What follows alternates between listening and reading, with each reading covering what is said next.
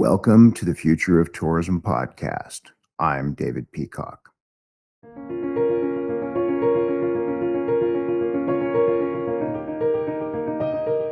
Stop owning your own content. Young leaders are stepping up. Bring everyone to the table and imagine their world anew.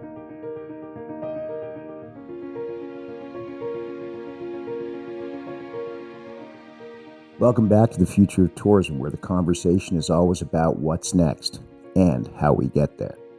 This episode is the second in our special three-part series capturing the major themes from the 2025 SimpleView Executive Insight Symposium in San Francisco. Joining me is Adam Burke, President and CEO of Los Angeles Tourism, a passionate advocate for rethinking the DMO's role as a true steward of place. In his powerful keynote, Adam challenged our industry to redefine leadership through the lens of engagement, equity, and community alignment. Adam lays out a framework for what it means to lead with purpose in an area of complexity and change. G'day, Adam Burke. How are you? Where are you? What's it like? Hey, David Peacock. I'm good. It's always a pleasure to spend some time with you. I'm actually at home in Los Angeles. For those who are fellow hockey fans, my teams in order are the LA Kings, the Toronto Maple Leafs, and the Montreal Canadiens. So it has not been a good postseason for me.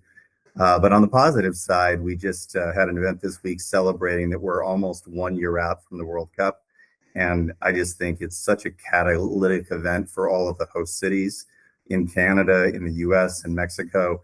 And what an amazing opportunity for us to show that when we do bring people together through travel and tourism, we really find common ground. So I think the World Cup is a phenomenal opportunity to let tourism be what it's always been, which is the bridge and probably one of the best forms of soft diplomacy in the world. Well, and you know what? You say that and you do make me think that, the soft diplomacy part of sport, especially World Cup, that could be helpful in these turbulent times. And we're going to talk a little bit about turbulent times these days. It's a global phenomena. Yeah.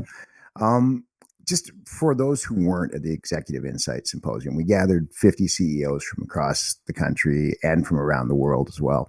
And we delved into three real key streams. The first one being smart cities and smart tourism. Phil Zhang joined us from the University of Virginia Tech, Fairtig School of Hospitality and Tourism at the Pamplin's College of Business. That's a long one. He really brought home the idea that, smart cities have been here for literally decades. And smart tourism, as he wrote in 2016, was just around the corner.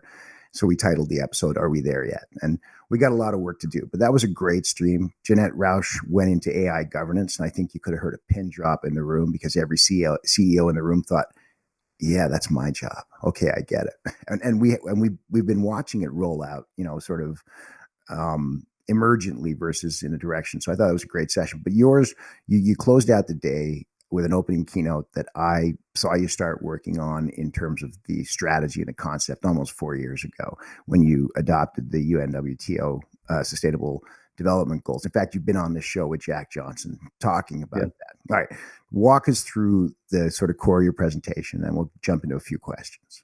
Sure. Well, I guess the first thing I'd say, and this is a unpaid, unsolicited endorsement, is I'm really grateful to SimpleView and Granicus for bringing this group of leaders together, because having the opportunity to talk about some of the most pressing issues facing our industry, particularly in terms of the long-term sustainability and viability of our industry, it was phenomenal. I thought every one of the speakers had incredible insights to share. And I think if there was ever, how we managed the turbulent times, if there was ever a time where we needed to come together and share ideas and talk about the tough issues, I think these sessions in general really did that. So I'm very grateful for the opportunity, not just to participate, but also to hear the incredible insights from everyone. What we were really talking about was something that started, as you say, 4 or 5 years ago. And it really came from one of the key findings of the Destination Next study. And I think this is really as a framework for us to look at the work we do. We've always focused on economic impacts and sustainability. But one of the consistent findings over the last several DNEX studies has been we also have to think about social capital and environmental capital. And I think one of the reasons why contextually that's so important is you look at some of the challenges that are happening across the country right now, where we have seen DMOs funding be reduced Mhm. in favor of, quote, other priorities. And so, from my perspective, not only does it make us a better steward of our community to be responsible from the perspective of social capital and environmental capital, I'd actually argue it is a business imperative, because I think the reason we see so many efforts to direct tourism funding toward other priorities is because we have legislators across the country who don't necessarily, first of all, understand the indispensable role that tourism plays in actually building community. Mhm. But secondly, I think there are too many who perceive it as an either or proposition. It's either tourism or these other priorities, as opposed to understanding that tourism actually is one of the ideal platforms from which to apply and achieve objectives that are being addressed by legislators. So I think it's not only our responsibility to be civic stewards, it's actually a business necessity if we're going to create longevity for our industry, both locally and nationally and globally. Well, you said at the beginning it's a hard conversation. You're not one to shy away from those conversations, but you didn't just create a strategy around it. You very visibly manifest it in a way that people could understand. And it was at the time audacious. You took the UN WTO SDGs, all 17, looked at them, and I think you boiled it down to 4 or 5 that you were focusing on for the next number of years. Yeah, that's exactly right. I think first of all, I'll be the first to say I don't purport to have any answers that a lot of other amazing leaders in the industry are not also contemplating. I will gladly steal from anyone and everyone. Mhm. Signe Jungstad has done an amazing job, particularly for those who haven't read The End of Tourism as We Know It. Mhm. And I think people hear that headline and they mistakenly think it's the end of tourism. No, it's the end of tourism as we know it. And I have seen other amazing leaders across the space who've really leaned in on her proposition that it really doesn't matter what we call ourselves. And we've heard a lot of argument about, are we destination marketing organizations? Are we destination management organizations? I think the words matter less than outcomes. Mhm. And I think what she's really challenged us to do is to rethink what our role is within our own communities. I think we've seen, as I said a moment ago, some misguided efforts to take away tourism funding because we haven't always been seen as community stewards. Mhm. So I think what Senior articulated and what I've seen other leaders really embrace is I believe our industry has a habit of reinventing the wheel, particularly domestically. We're always looking for, quote, new and innovative ways of doing things. And I absolutely applaud that. But sometimes we tend to do them even when there is an existing framework that actually would provide the right platform for us as an industry. And I think that's where the UN Sustainable Development Goals are so mission critical. First of all, because I think a lot of people hear the UN Sustainable Development Goals and they immediately go to environmental sustainability. Yeah, and as you know, probably better than anyone, the SDGs encompass everything we've been talking about in terms of civic stewardship, whether it be poverty alleviation, reduced inequalities, sustainable cities, partnerships for the goals, innovation and industry. It is the exact lexicon that we need to be able to join the global community. Because I think one of the things that really struck me from DNext, from people like Senia and other leaders across the industry is global problems require global solutions. We are truly part of a global community in travel and tourism. And, the US has been very slow to adopt what the rest of the world has recognized is the right lexicon and framework for us to be addressing sustainability. So, I've been really thrilled to see organizations like Destinations International start to incorporate the SDGs into their business planning. We've done it. A number of other DMOs have done it. But I think that's just the starting point. So And putting the weaponization of the word sustainability aside, which frankly that's what it has been, yes, and that's part of the problem here. I will say, in most of the meetings I've been in the last 3 months, whether it's here in Canada or in the US or at the Executive Insights Forum in Ottawa last week, I'm really encouraged that there's nobody who's not doing what they were doing before. They may have moved it around and changed some wording, but the belief, it's not the belief is, hey, this is our strategy, we have to do it. The belief is this strategy is what will lead us to the place we need to be. And they're all working on it. I think I had a question about advocacy, but I'm going to kind of pose it here. We've made incredible strides in advocacy. I sat in on a DI advocacy meeting last week about funding, and then funding evaporating and going away and being channeled elsewhere. But I will tell you what, I watched 30 people from 30 different destinations just nail it one at a time about what they were doing from an advocacy perspective in their own markets. We were talking about this just 6 years ago, the first advocacy summit. Jack's work, and I know he's a good friend of yours as well, but I was blown away. So we really are doing the advocacy piece more and more. I know it sometimes seems like legislators don't know, but we're getting better. But I feel like sometimes coming out of COVID, we knew exactly what we had to do next. And there was one big word, which is you can have a sustainable destination, you can have a living wage, you can help alleviate poverty, but you can't do any of those things in a destination, and certainly not as a destination organization, without collaboration. Yes. So it's like we knew what to do coming out of COVID. And I worry that the current disruption globally, for so many reasons, and we won't get political on all this, it's got us stuck again. I think you're exactly right. I mean, I would say a couple things. One is kind of following up on your previous question. I think part of the reason why the UN SDGs can be daunting to people is because it feels like you're trying to boil the ocean. And so I do think there's the need to really be laser focused on what are the things that you can most directly impact. So for us, we're focusing on things like reduced inequalities, using our platform to elevate historically underserved communities, create job opportunities through paid apprenticeships, elevate businesses that really had never thought of tourism as a viable way for them to grow their footprint, and really creating the capacity for those communities. And I think one of the great points of intersectionality is younger travelers have, I will just describe it as a highly developed BS meter. Yep. And so they are looking for true cultural and heritage tourism. And that represents an incredible opportunity to elevate these amazing neighborhoods all throughout Los Angeles that are part of the diversity of our community. But I think the second part to your point is there's a great book by Patrick Lencioni, Silos, Politics, and Turf Wars. And his premise is basically, why is it that a crisis always seems to knock down barriers? Mm-hmm. Why is it a crisis always seems to lead to more innovative entrepreneurial thinking? And why is it a crisis eliminates silos and flattens organizations? Mm-hmm. Only to have those things immediately remanifest as soon as the crisis is past.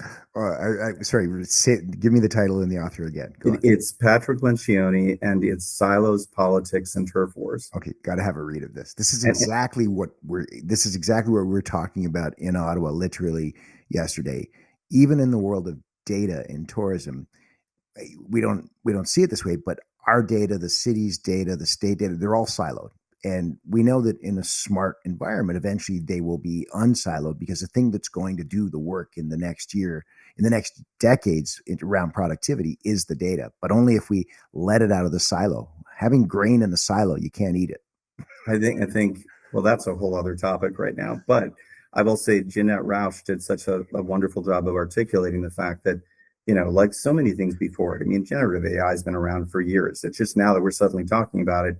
To your point about being able to unlock the data in a way that really helps us see the longer term patterns, I think as an industry, we have to remind ourselves as Americans, we are a baby of a country, right? We're talking about America 250. We still are so much in our infancy as a nation that we need to start thinking more longitudinally. Mm-hmm. I mean, if you've read something like the 100-Year Marathon about China, I mean, when you think in terms of centuries and not quarters or years, you realize that this work is going to outlast all of us and needs to be continued. But I agree with you. We really leaned in during the pandemic. I think one of the biggest false narratives of the pandemic that to me has been the most instructive learning moving forward. And we all said it, no one could have seen this coming.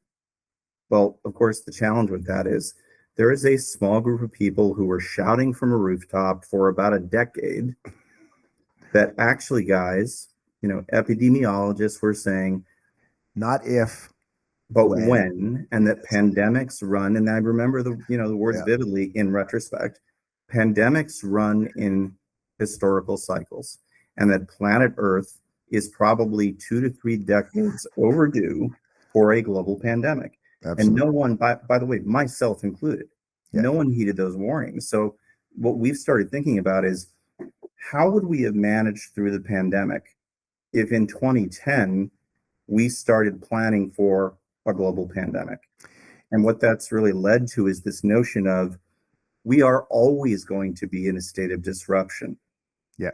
And if you adopt the mindset of we are always in a state of disruption, sometimes it's positive disruption of our own making, sometimes it's negative disruption that's foisted upon us.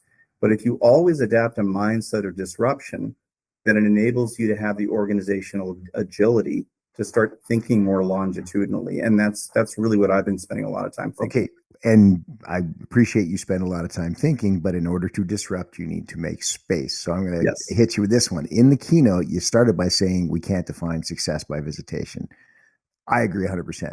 But when you do start to disrupt there, you've got to now bring in a bunch of peoples who are rooted in other places. So how do you explain that evolution to stakeholders who are still stuck in traditional metrics? And I will tell you, when we talk about the new metrics that we can create by having civic and tourism systems together because of the Granicus Simple View alignment, and I ask people, what could you do with that?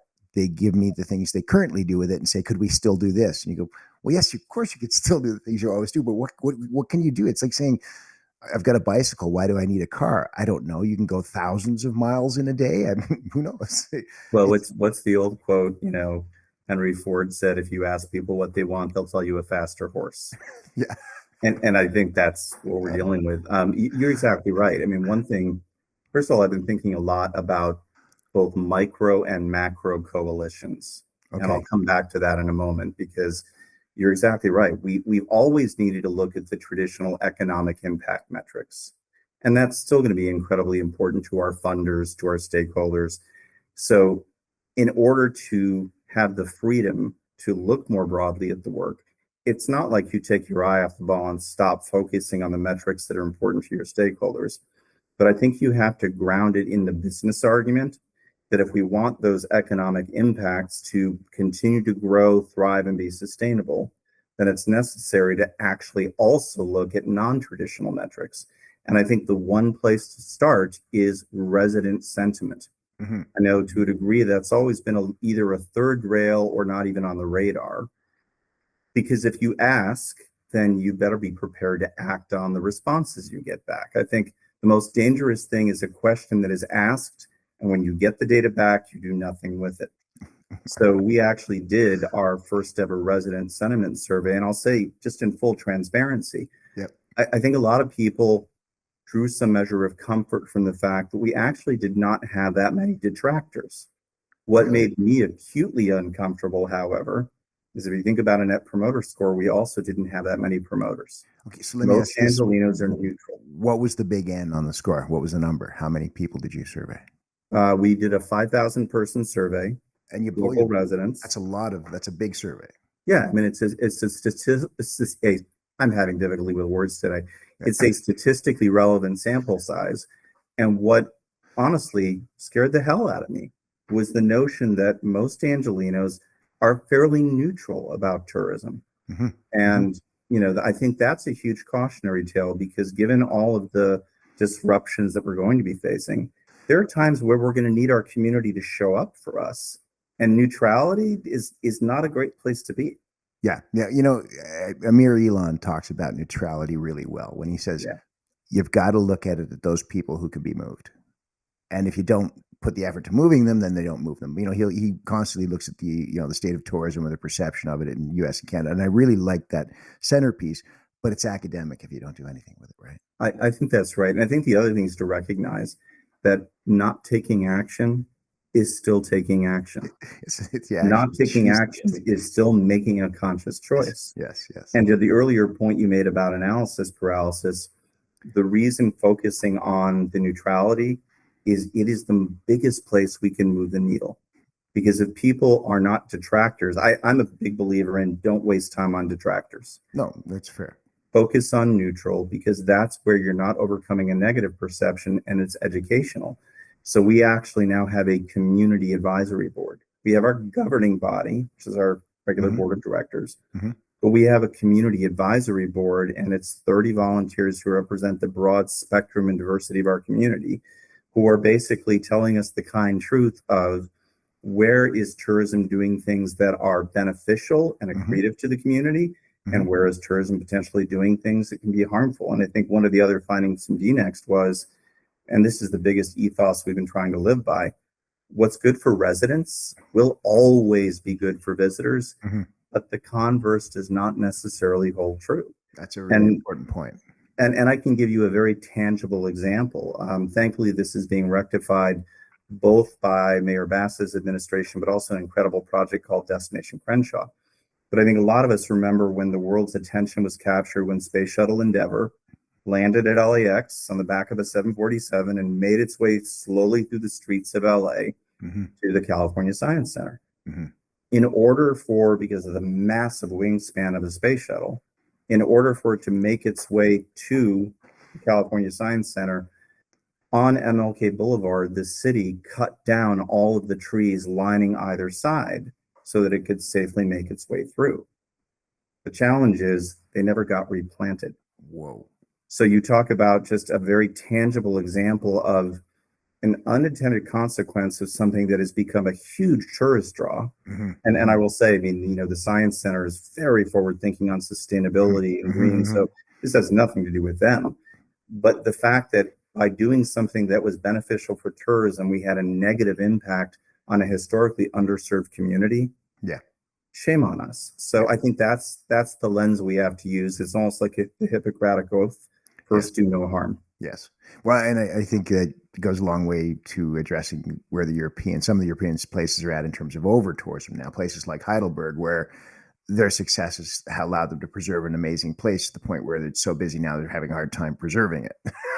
It's interesting you say that, because probably 6-7 years ago, we always led with the number of visitors to the destination as our lead economic indicator.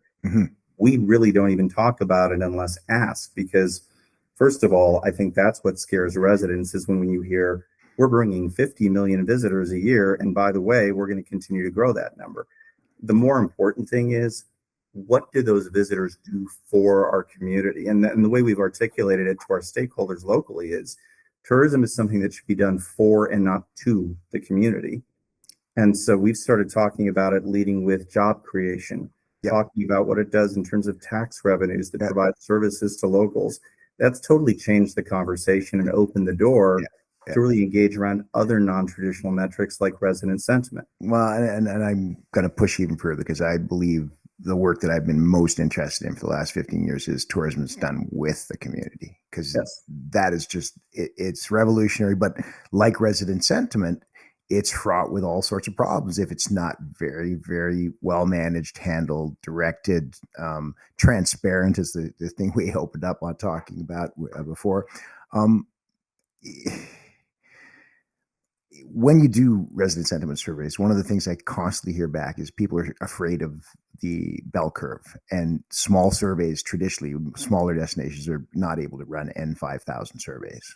So that really pushes them away from resident sentiment. But if we're ever going to get to this point where tourism's done with the community, we're going to have always on communication channels with residents. And that's the part that excites me, again, about a merger between a civic services company and a Simple View type company. But it means the access to residents will almost provide real-time feedback. We're going to have to manage them very differently in those times, aren't we? I think that's exactly right. And actually, this is where some of this at a certain point is permission to play. Right? As I said earlier, we're never going to get away from the traditional metrics of heads in beds, total business sales, critically important. But I think where there's an amazing opportunity is our own residents can take advantage of the exact same things that we're promoting to visitors. And I think really being seen as, it's the tourism board, the CVB, the DMO, that's actually enabling a better quality of life for locals. we're actually migrating toward an always on strategy for our own community. Because I Good. think one of our biggest blind spots, and I'll say our organization, one of our biggest blind spots has been failing to capitalize on the incredible experiences we create for visitors and make that same content available and pushed out to our own community. Because I think too many DMOs Yeah. are an unknown quantity in the community. Yep. Um, Best example of that all year in the last 2 years, Brad Jones in Bellevue, Washington, cuts a deal with Amazon and other major employers to put free electric taxis in town for travelers, tourists, and residents. And it's 100% free all of the time, runs various hours, does pretty much north of $1 million a year. His first investment was a fraction of that. And now it's an always on channel. I'll give you a similar example. We run the Dine LA program, and for years, we haven't necessarily branded it as being something from the tourism board. Well, it's become over the years one of the largest culinary programs in the nation. Mm-hmm. And we were doing ourselves a disservice because no one knew it was us. And when you look at the restaurant sector, I mean, I think our culinary community was the hardest hit by the pandemic, and across the country has been the slowest to fully recover. I mean, it's heartbreaking, but we saw, dozens of restaurant closures last year because it's just been so difficult to make it work. Yep. So we've been pivoting, and we not only are letting people know that Los Angeles tourism are the ones who host Dine LA. It was an amazing example of community outreach after the wildfires. So what we did is we still moved forward with Dine LA because the restaurants desperately needed it. But we actually, in partnership with Bank of California, which did a matching grant, every single Dine LA reservation resulted in a $10 donation to the American Red Cross's relief efforts. Nice. So we're trying to be very visible. And I think part of it, honestly, is there's almost a reticence or a humility on the part of leaders in our industry to really talk publicly about the great work we do in the community. And I think that's a mistake because as a result, we're doing amazing work, but it's like if a tree falls in the forest. Wait, you're not only doing amazing work, but when you, to use an old biblical analogy, when you took the candle out from under the bush, people actually came and joined you and contributed. So Brad doesn't pay, Brad's team doesn't pay the whole freight on the electric cars anymore. All the other people do. And you've expanded it. You've got banks as sponsors. This is what happens when we allow ourselves to think differently. 100%. And I think that's what I mean by it also opens the door, because I think there are major, in every destination, large, small, urban, rural, engaging with the business community, civic organizations, and really our own community, our residents. That's the three-legged stool to me. Because to your point, as soon as you start talking about these things, you find there are so many people who want to collaborate with you. And we have hid our light under a bushel for too long. All right. I feel terrible now because I promised you a 20-minute recap of the symposium. It's been 45 minutes and I'm keeping you here. So we're going to close out. Just thoughts coming out of the symposium, your message that you were sharing, what's going on in the world when it comes to moving forward, to not being stuck, to furthering engagement.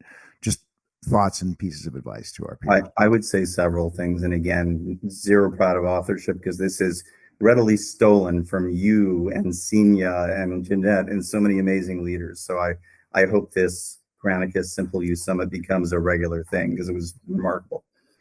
I would say one thing is really we as an industry need to continuously adapt a disruptor's mindset, because we are going to have so many things thrown at us, whether it be geopolitically, economically, from a climate change perspective, you name it. If we continually live in a disruptive mindset, and that just becomes our norm, we will be far better prepared to weather the storms. But more importantly, we will begin to be perceived as a positive disruptor in our communities. That would be one. The second one is really this idea of we have to be stewards of both social and environmental capital in our communities. We cannot afford what has happened in some destinations around the world, where unfortunately we are destroying the fabric of social and environmental capital. That needs to be another part of our core mission. And I mentioned earlier this idea of micro and macro coalitions. What I love about our industry is I think we have one of the biggest platforms in the world to be a positive force for change in the world. Mhm. Those micro coalitions mean that every DMO has the opportunity to be a backbone organization for a local collective impact model. Mhm. Our job is not to do all the work. Our job is to be the conveners and facilitators to bring everyone together for the betterment of the community. And on a macro level, it's the same thing by adopting the UN SDGs. We can broadly be the conveners and facilitators of a global movement toward tourism as being social capital. Well, and as you said, these aren't flighty ideas. These are well thought out strategies that have been practiced, and we know they work. Maybe that's the biggest sort of reminder is, hey, we know it works. We got to do it. Adam Burke, it is always a great pleasure and an honor to spend time and talk with you. Thank you again. Well, the feeling is mutual. I'll, got to get together for drinks soon because this is a much longer conversation.